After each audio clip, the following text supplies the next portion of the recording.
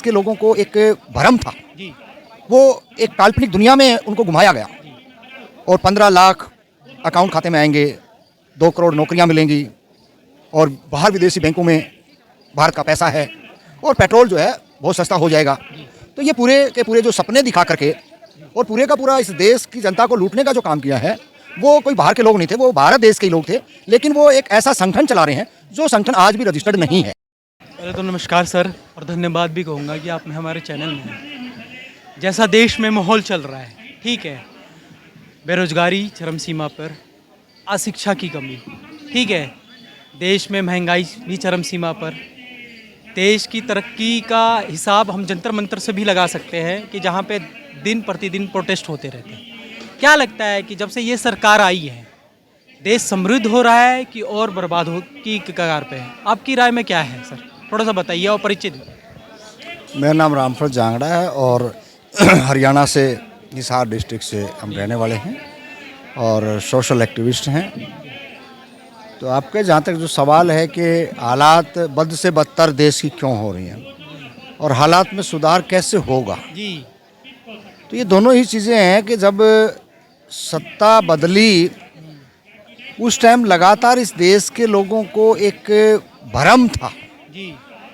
वो एक काल्पनिक दुनिया में उनको घुमाया गया और 15 लाख अकाउंट खाते में आएंगे, 2 करोड़ नौकरियां मिलेंगी और बाहर विदेशी बैंकों में भारत का पैसा है और पेट्रोल जो है बहुत सस्ता हो जाएगा। तो ये पूरे के पूरे जो सपने दिखा करके और पूरे का पूरा इस देश की जनता को लूटने का जो काम किया है, वो कोई बाहर के लोग नहीं थे, वो भारत देश के ही लोग थे। लेकिन वो एक ऐसा संगठन चला रहे हैं जो संगठन आज भी रजिस्टर्ड नहीं है और ऐसे संगठन चलाने वाले लोगों पे कभी भरोसा नहीं किया जा सकता। और इन्होंने जो भोले लोग थे, लालची लोग थे, जो चतुर थे, उन्होंने इस देश को उनको सौंप दिया। संगठन से मतलब किसका मतलब? आरएसएस देश जानता है। जी। आरएसएस के माध्यम से इन्होंने एक प्रोपगंडा चलाया 2011 और 12 के अंदर एक महिला को लेकर के, जिसका घटना देश में होती है, सरकारों की जवाबदेही होती है, सरकारें इलाज भी करवाती हैं, नौकरी भी देती हैं और आर्थिक सहयोग भी करती हैं। और पिछली सरकार ने ये किया, लेकिन उनमें हम भी शामिल थे। हम ये नहीं कहेंगे हम दूध के धुले थे, लेकिन हमने ये नहीं पता था, हमने सिर्फ ये पता था कि कांग्रेस सरकार जो है वो आज वर्तमान में दलितों की नहीं है, पिछड़ों की नहीं है, माइनॉरिटी की नहीं है और सामाजिक न्याय की बात नहीं करती है। ये हमारे दिमाग में आइडियोलॉजी में भी था कि कहीं ना कहीं सत्ता किसी और के हाथ में हो। लेकिन हमने ये नहीं पता था कि इनको हटाने के बाद में, जैसे आज सवाल करते हैं आप जैसे नए यूथ पत्रकार साथी कि ये नहीं तो कौन, तो ये सवाल आज से 20 साल पहले, 15 साल पहले नहीं था। ये नहीं तो कौन, ये सवाल आया है तो हमने भी बीजेपी को वोट ना दे करके जो क्षेत्रीय दल होते हैं उनको हमने वोट किया, सपोर्ट किया और वो कुछ भी नहीं निकला उनका। और ये निकम्मे नकारा गाय गोबर की बात करने वाले इस देश की सत्ता के अंदर 2014 के अंदर पहुंच गए। ये जो सवाल आता है ये नहीं तो कौन, ठीक है, एक एग्जाम्पल मैं बताता हूँ कि आज का विपक्ष जैसा है, ये सवाल कहीं ना कहीं विपक्ष को देखते हुए ही तो लोगों ने उठाया है सर, क्योंकि विपक्ष कमज़ोर है ना। आपको लगता नहीं है कि जो सत्ताधारी विपक्ष पहले यहाँ मतलब बनी हुई थी सत्ता में, ठीक है, उसके बाद बीजेपी सरकार आती है, कहीं ना कहीं वैसा विपक्ष नहीं देखा गया जैसा आज के समय में कांग्रेस का हाल है? क्या कहना चाहते हैं सर? नहीं, देखिए हाल तो बहुत बुरे थे क्योंकि हमारे पास कपड़ा नहीं था, हमारे पास अनाज नहीं था, हमारे पास जूते चप्पल नहीं थे, हमारे पास ये मोबाइल और ये टीवी और जो ट्रैक्टरों के जो साधन होते थे खिंचान मजदूरी के, वो नहीं थे। तो हमने उसको भी समझना पड़ेगा। जो पिछली सरकारें थी उन्होंने दिया और उन्हीं के माध्यम से इन्होंने जो सत्ता के जो लालची थे, भूखे थे, इन्होंने उनको नकारा साबित करने के लिए षड्यंत्र रचे। वो आपकी बात पे मैं पॉइंट पे आ रहा हूँ। तो इन्होंने क्या किया, लड़की का बहाना लेकर के पूरे देश के अंदर दामनी को लेकर के पूरे देश के अंदर भ्रम फैलाया गया और बैकडोर से आरएसएस, बीजेपी, करनी सेना और तमाम इस देश के जो चतुर और चालाक नकारा जो लोग थे, चाहे किरण बेदी हो, बाबा रामदेव हो, अन्ना हजारे हो, कुमार विश्वास हो, ये पूरी की पूरी जो आइडियोलॉजी थी ये बीजेपी के साथ खड़ी थी। देश के लोगों को समझ में नहीं आया, लोकपाल लोकपाल करके उसकी आड़ के अंदर ये सारे के सारे जो देश की सत्ता के अंदर आए। अब आप ये नहीं तो कौन, अब सवाल वही आ रहा है, अब तो इस देश का नेतृत्व तो युवा संभालेंगे, यूथ संभालेंगे। क्योंकि अब हम अगर ये कहें कि हम कुछ करेंगे या कुछ हम कर सकते हैं, क्योंकि आज जो वर्तमान की जो पढ़ाई लिखाई जो पिछली सरकारों की देन है, क्योंकि इन सरकारों ने तो 1 लाख स्कूल बंद कर दिए और सरकारी जो यूनिवर्सिटियां थी उनके बगल में प्राइवेट खोल दी, उनको बंद कर दिया। और जितने भी जो वाइस चांसलर हैं, वीसी हैं, वो एक आइडियोलॉजी के जो इस देश के अंदर सिर्फ अपने बारे में सोचते हैं, व्यक्तिगत अपना कैसे फ़ायदा हो, वो उस आइडियोलॉजी के वहाँ पे बैठा दिए गए।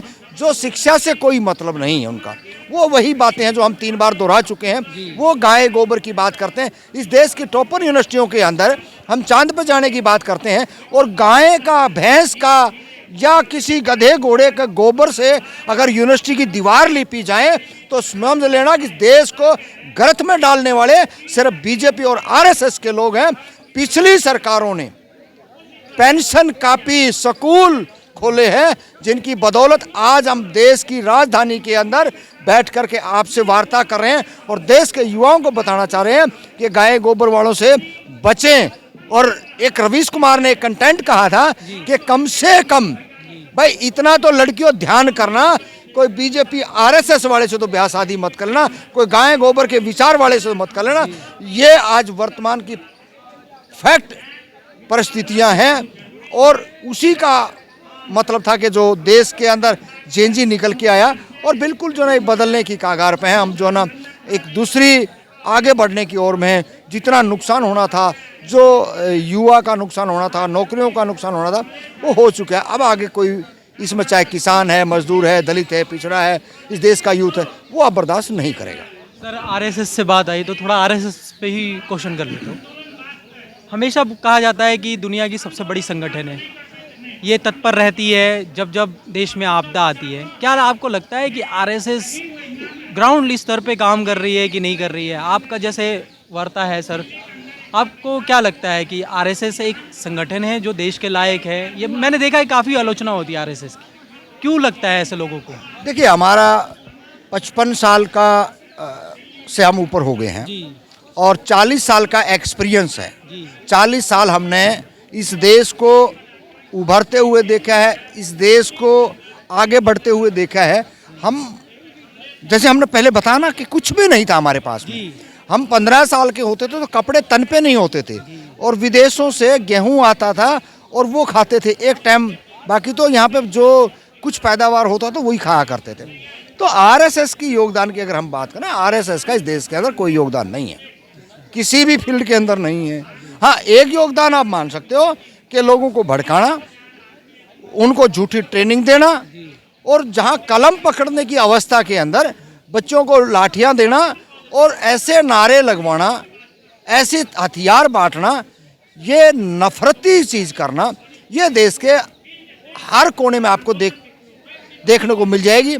आप शहर में रह रहे हो, गांव में रह रहे हो, कस्बे में रह रहे हो, कॉलोनी में रह रहे हो, ढाणियों में भी अगर कहीं रह रहे हो, तो भी ये आरएसएस के लोग इतने जाहिल हैं, इतने निकम्मे हैं, इतने बेशर्म हैं, ये ना चाहते हुए भी आपके घर में किस तरीके से घुसना है ये घुस जाते हैं। आपके घर की कोई बाहर का डायरेक्शन को देख के कहेंगे अजी बड़ा सुंदर बना हुआ है। आपके घर के अंदर कोई पढ़ने लिखने वाला है, अरे बहुत अच्छा बच्चा है। आपके घर के अंदर बाहर कोई झंडा लग रहा है, उसको देख करके हम तो इसको देख करके आए। मतलब ये किसी भी षड्यंत्र के माध्यम से आपके घर में चाय पी लेंगे, आपसे बात कर लेंगे। मतलब ये ट्रेनिंग अगर इस देश में अगर किसी को है तो आरएसएस के लोगों के पास है। हम तो ये कहते हैं, अगर अपना अनजान आदमी अगर कोई घर पर आता है तो कोई शर्म की बात नहीं है, उसका पूरा इंट्रोडक्शन ले बगैर, पूरा उसकी जानकारी ले बगैर उसको घर के अंदर एंट्री ना होने दे।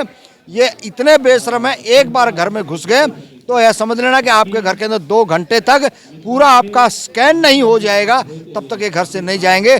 और बच्चों के ऊपर ऐसा प्रभाव पड़ता है कि वो चाहे हरिद्वार की तैयारी कर लेंगे, चाहे शाखा में जाने की तैयारी कर लेंगे, चाहे लाठी घुमाने की तैयारी कर लेंगे। तो भाई कलम चाहिए। इस देश के अंदर ज्योतिबा फुले, सावित्रीबाई फुले, बाबा साहब अम्बेडकर, बिरसा मुंडा, तमाम सारे हमारे ऐसे ऐसे महापुरुष हुए हैं, संत गाड़ के बाबा, जिन्होंने शिक्षा की बात करी है, साफ सफाई की बात करी है, मानवता की बात करी है। इनके अंदर ना मानवता है, ना भाईचारे की बात करते हैं। ये हिंदू मुस्लिम और गाय गोबर से के ऊपर आगे नहीं आने वाले। इस देश का अगर भट्टा बिठाया तो यही लोग हैं।